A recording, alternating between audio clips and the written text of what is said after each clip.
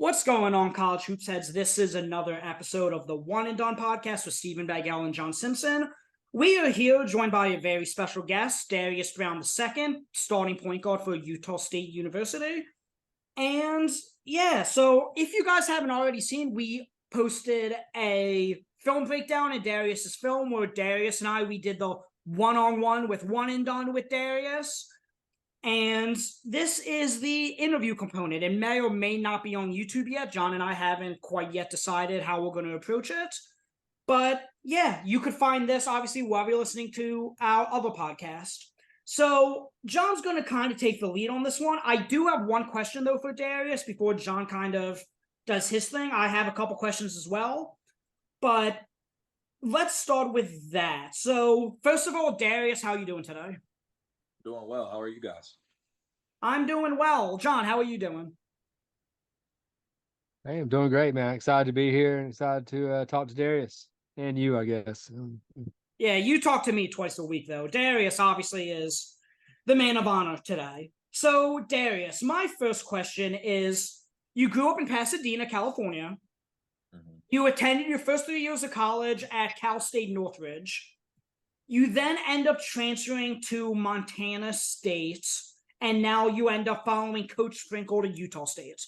What is the culture shock like going from, living in Pasadena, going to college at Cal State Northridge, and then going to Montana for a year, and now you're in Utah? So what was that transition like?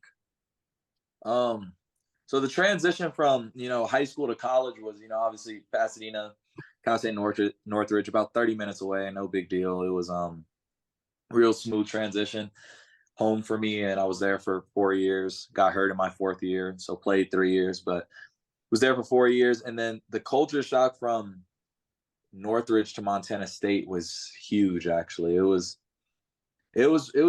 rough getting adjusted there, but my teammates made it smooth. The coaching staff made it smooth, and I was fresh off of injury, so it took me a while to kind of get acquainted over there basketball wise, but everything ended up working out. And then now here it's close, more similar to Montana than Los Angeles, but but Utah is a nice place, and I'm starting to warm up to it. It was the same thing, just an adjustment when you come to a place and you don't really know anybody but your teammates, and even getting to know your teammates, although I came with one.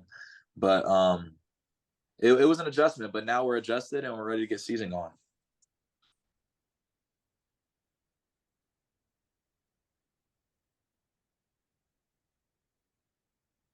That's awesome. I was thinking about that too, Stephen, about the adjustment going from Pasadena to Montana, and back to Utah. And I think that kind of, to see the way you've been able to kind of go and transition from place to place, and really kind of thrive, I think is a testimony to what the kind of gritty player that you are, and the grind that you got.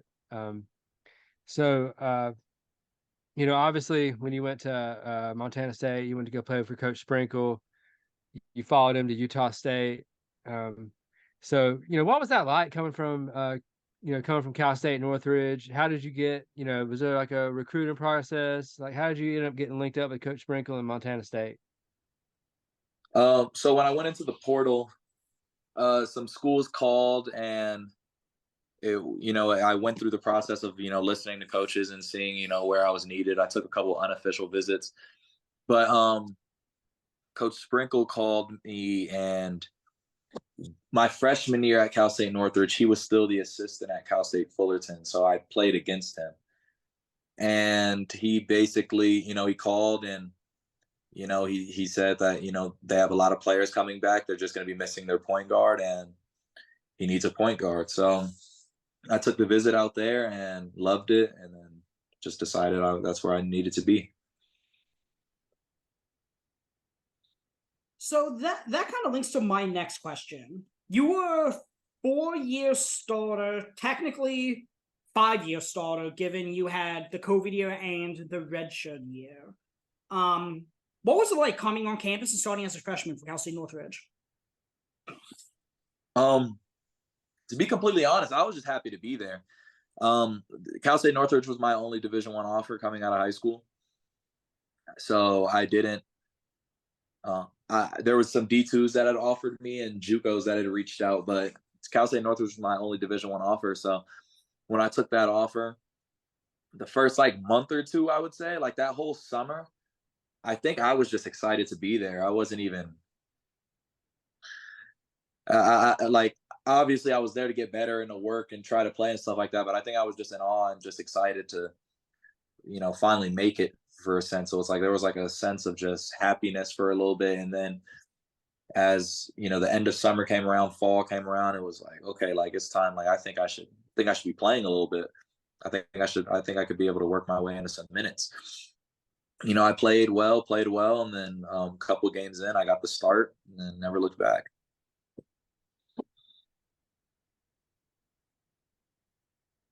Good stuff, man. And would you say, like you said, that was your only D1 offer? Do you think that might have kind of gave you a little bit of a chip on your shoulder? Do you think you're a better basketball player than that? And you think maybe that drove you some? Oh yeah, most definitely. Coming out of high school, I was getting really frustrated with the process towards the end of my senior year. I had interest from a lot of schools, a lot of Big West schools. Like people would come to see me and stuff, but no offers, just some interest. And then when I finally got that offer, like I said, I was really excited for a while, and then then starting to play and stuff like that, realizing the schools that we played and stuff, I was like, dang, all these schools had a chance to take me and they didn't want me. So yeah, I guess it did encourage a chip on my shoulder for a little bit, but it was a great time, and I'm appreciative of how my story has gone and how it's still going. So Okay. So I know we got a little bit into this. Obviously, you followed Coach Sprinkle from Montana State to Utah State. But I know I was reading that you had interest from like high major schools. Like I believe University of Minnesota recruited you. Obviously, they're in the Big Ten. This might just be a testament to Coach Sprinkle, but is that just why you ended up at Utah State over the schools that had other interests the second time around in the portal? Was just that, you wanted to keep playing for Coach Sprinkle?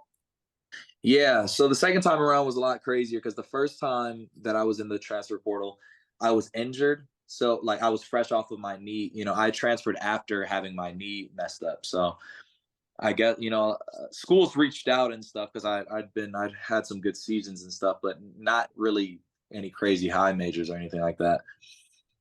But the second time around was very interesting for me because I did get a lot of high major calls, and it was from high school having no Division I offers at all to all these ACC and Big 10, Big 12 schools reaching out, and you're like, wow, like, it was kind of cool at first.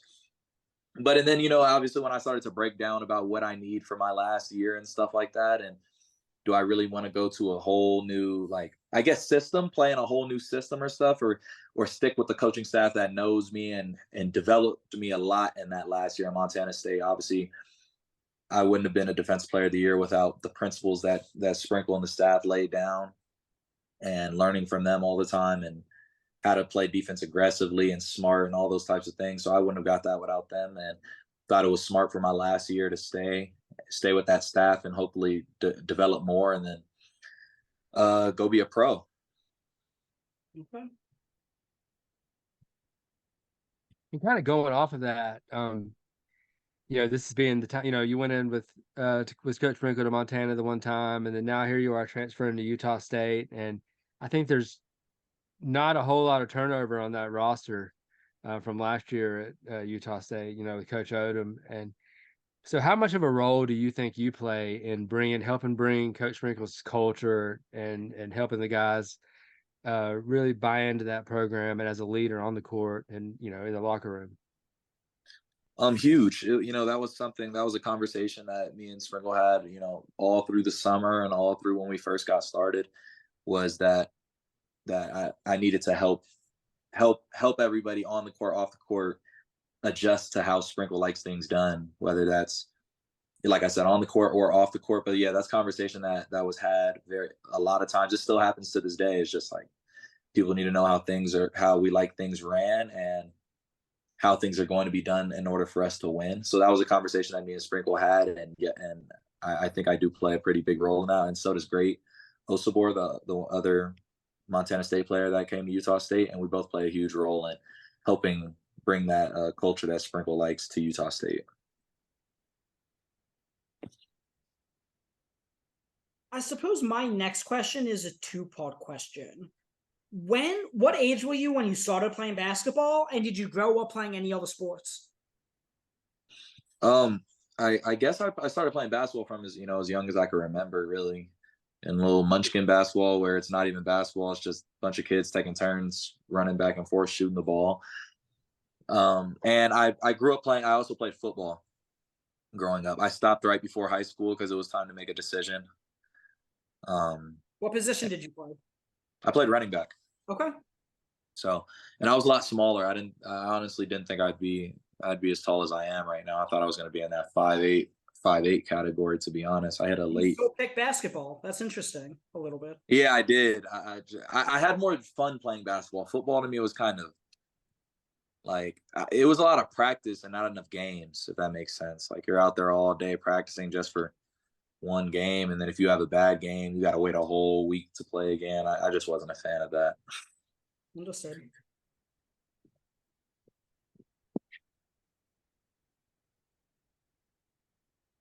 Yeah, I get that. So, something I was kind of thinking about is, and you can kind of shed some light on this. Last year, Montana State had a great season. You guys played great all year. You ended up winning the conference tournament. You had some of your own personal accolades, and ended up making it to March Madness. Kind of tell me like what that season was like, what the feeling was like. Making it to the tournament. What was that like for you and for the team? It was super fun. The team was really connected, and every day was a joy. Practice was fun and energetic all the time. Just everybody enjoyed getting better.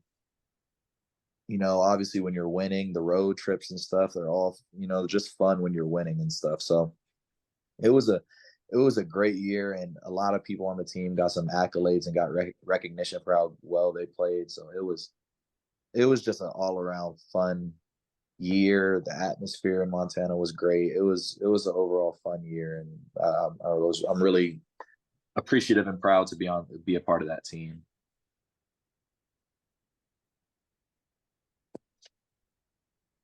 Okay, John, do you have anything else, or shall we get into full court? If you have another question, that's fine. I didn't know where you're at because I got some of my question answered during the film interview. All right, I got a couple more. I just want to talk to you a little bit about this Utah State team. I saw that, in the Mountain West preseason poll, Utah State is picked to finish 9th in the conference, which would be significantly lower than last year. And I was wondering, how much attention do you guys pay to that? And is that something that kind of motivates you throughout the season? Yeah, I mean, of course, that's something that motivates us. It was to be expected. A lot of teams, we're a very new team, a lot of new pieces, a lot of new players. Mountain West is a strong conference. There's a lot of teams that have a lot of returners. So it was to be expected that we'd be picked like this, and it definitely motivates us. And we're ready to prove some people wrong. That's what we're out here for, and that's what we're ready to work for. And it's going to take work. It's going to take time, but we're hoping that you always hear that you want to play your best basketball in March. So that's right. And hey, what better man to prove him wrong? So, we kind of talked about, you're in this new conference, and this Mountain West Conference is got some good teams. I mean, there's some tough competition, like you said, and and probably some NBA players in this conference, and not taken away from anything else. But is there anybody that you're kind of got the schedule circled that you're looking forward to playing? Any guys in this conference you're looking forward to playing against? No, I wouldn't say any specific teams. I'm excited to play every team in the conference. It's going to be a new experience for me, and it's going to be my last experience, last conference season and stuff like that. So I'm just excited to play everybody. There's no specific games or anything I'm worried about. We're just, I like to take games one game at a time and just get a win after a win, stuff like that. But I am I am excited to play in this conference, and I do think it'll be a fun ride. Awesome. And one more question before we get to the full court press. Um, so this is something that I asked in our last interview that we did, and you know, because we're a college basketball podcast, we like to be up on top of things, you know, before everybody else. And so, who's a guy that plays on Utah State that we don't know about that we should be talking about? Who do you guys not know about? Let's. I mean, who's somebody that's going to surprise us is going to blow up this year, maybe? I mean, there's a couple guys. I mean, there's a couple guys. We got some people even from the three that returned that was on the team last year but redshirted last year. Those are some really good pieces that we have and that we're glad stayed. And you know, great coming from Montana State is going to be a huge part. You know, Sprinkle grabbed one guard, one big, and to carry the culture, help the bigs, help the guards, all that great will be huge. You know, Josh Aduje and Ian Martinez. We have a lot of great pieces, and there's a lot of things to look out for. And the wonderful thing about this team is that we're going to have to play some games to figure out what type of team we're going to be. You know, during practice, there's a lot of things that look good. There's a lot of things that need work, but you know, we won't know until we start playing games who's going to emerge as what and who's going to be what's going to be this and who's going to be that. So it's going to be interesting in the next month to figure out what's going to happen. It's going to take some games, and hopefully we get that figured out, and it'll be great. Awesome, thanks. All right, so Steven, you want to get to the full So court press questions? So we didn't do this with our interview with Ray J. Dennis, but we decided to implement something into the podcast called Full Court Press. So after each player interview that we conduct at the end of it, we basically want to do like a rapid fire type, you know, 6, 7, 8 questions about essentially your personal life to get, you know, our listeners to know the player better. You know, 6 to 8 rapid fire questions to conclude the interview. So John, you have the questions up? Then you can go ahead and I got the questions up. Okay, then you could go ahead and get those started. All right, we're gonna start off a little bit easy. So what's your major? So I graduated in communications, and now I'm in the sports management master program, which I'll graduate in the spring. Awesome, congratulations. Thank you. What's your favorite basketball memory? Going to the tournament last year, playing in the tournament last year had to be. Who's your favorite all-time player? Kobe. What's something that most people probably don't know about you?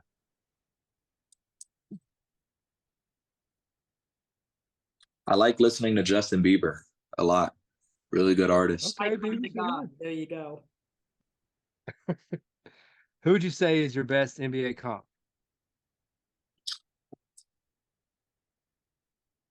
Similar question. Well, I mean, we'll go with Drew Holiday. I really like Drew Holiday. You know, plays hard on both ends. So we'll just go there. I like that, and can be an offensive threat. So That's a good one. All right, if you had a superpower, what would it be? flight. I got to pick flight. That's the one thing I would love to do. All right. How did you choose your number? Okay. All right. So when I played football, I was number 7. And when my first AAU basketball number I wore was 3. So I combined those and that got 10. And then I wore number 2 in high school because 10 was taken and 3 was taken by some older cats when I got there. And I guess college was kind of a similar thing. 10 was available, and I just stuck with 10. I almost changed my number this year. I don't know to what, but I almost wanted to. Cool. All right. Who's the best player you've ever played with or against?